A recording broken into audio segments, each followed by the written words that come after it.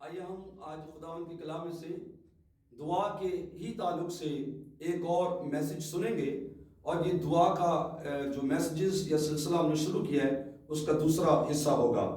اس حصے میں ہم دیکھیں گے کہ خداوند یسوع مسیح کی دعا کی فطرت کیا تھی، کہ مسیح کس طرح سے دعا کرتا تھا۔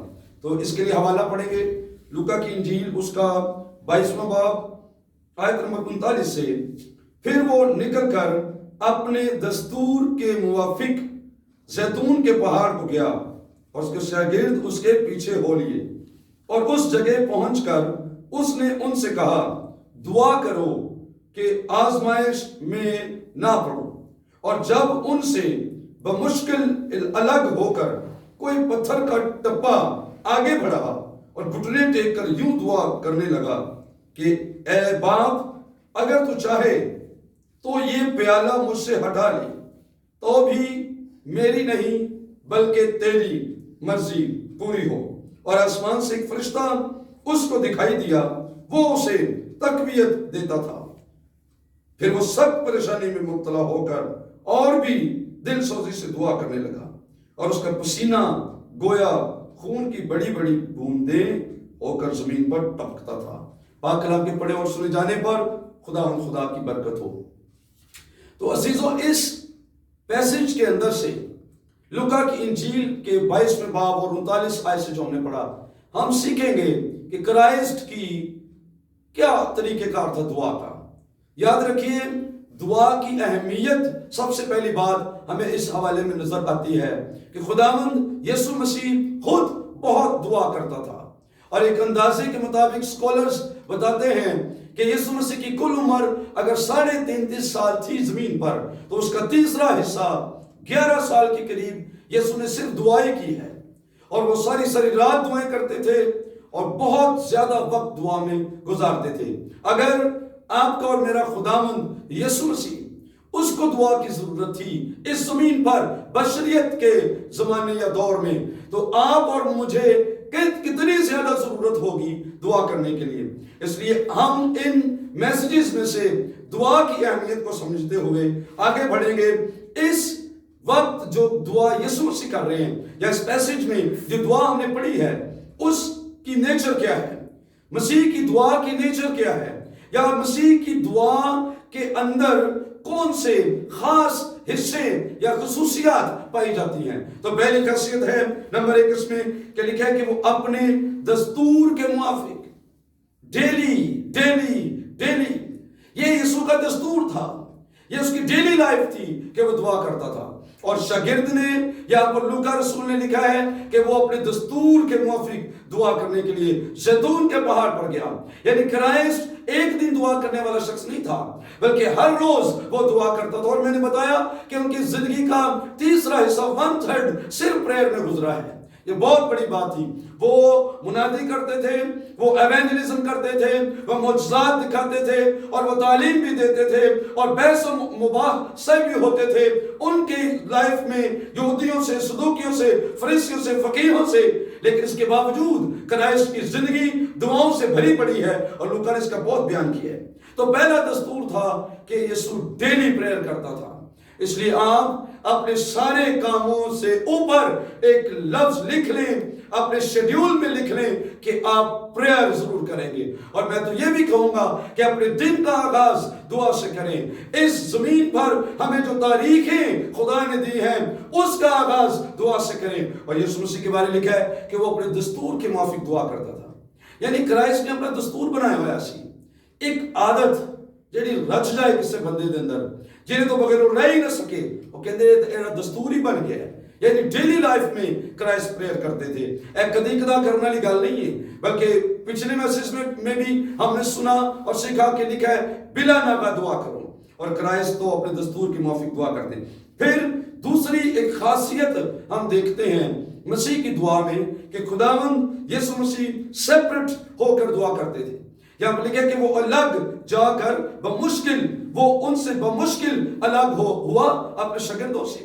آپ بائبل مقدس میں کئی حوالہ جات پڑھتے ہیں جن میں لکھا ہے یہاں تک کہ یسوع نے اپنے شاگردوں کو مجبور کیا کہ وہ چلے جائیں، میں بعد میں آؤں گا۔ اور کئی بار شاگرد سوئے ہوتے تھے، یسوع زیتون کے پہاڑ پر جاتا تھا، कई बार शागिर्द घर में सो रहे हैं और यीशु सुबह सवेरे उठा और जंगल और वीरान जगह में जाकर दुआ कर रहा था। यानी क्राइस्ट अलग होकर, सेपरेट होकर प्रेयर करते थे। ये बहुत जरूरी है।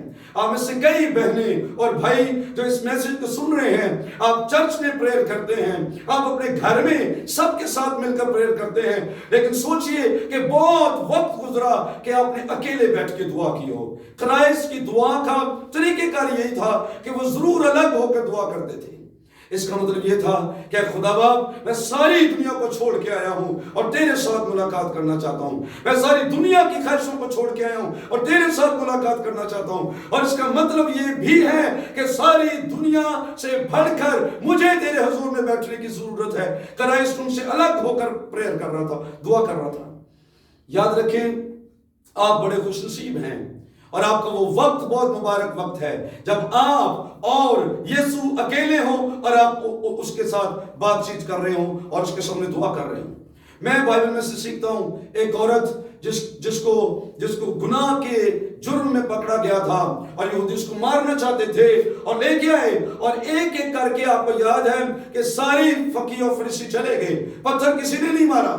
और बाइबल में लिखा है वो औरत अकेली रह गई और यीशु अकेला खड़ा था। तो ये बहुत बाबरकत वक्त था जब आप और आपका यीशु अकेले हैं, एक जगह पे हैं, तो क्राइस्ट ने उस औरत के सारे गुनाह माफ कर दिए और कहा, ए औरत, जब मैं भी तुझ पर हुक्म नहीं लगाता, आइंदा गुनाह ना करना।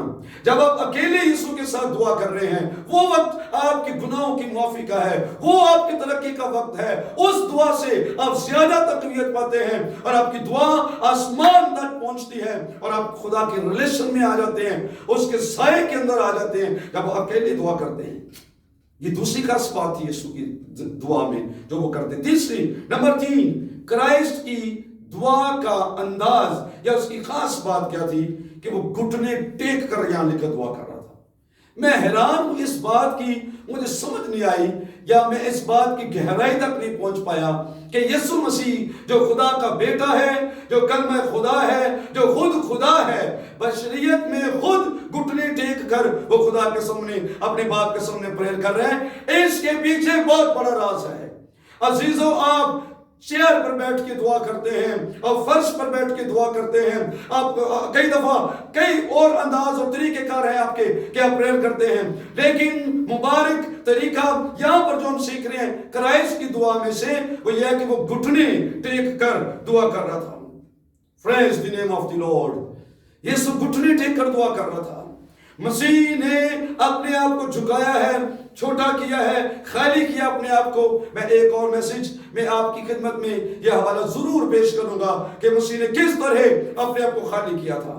लेकिन सोचिए कि यहां यीशु ने घुटने टेके हैं, यीशु ने यहां घुटने टेके हैं। और फिलिपियों की किताब उसका 2 बाब 5 से 10 आयत पढ़े, जहां लिखा है वैसा ही मिजाज रखो जैसा कि मसीह यीशु का भी था। वहां लिखा है कि उसने अपने आप को खाली कर दिया और खुदा ने भी उसे बहुत सर बुलंद किया और उसे वो नाम बख्शा जो सब नामों से आला है। यानी यीशु के नाम पर हर सर झुके और हर एक घुटना टिके और सब जुबान इकरार करें कि यीशु मसीह खुदावंद है।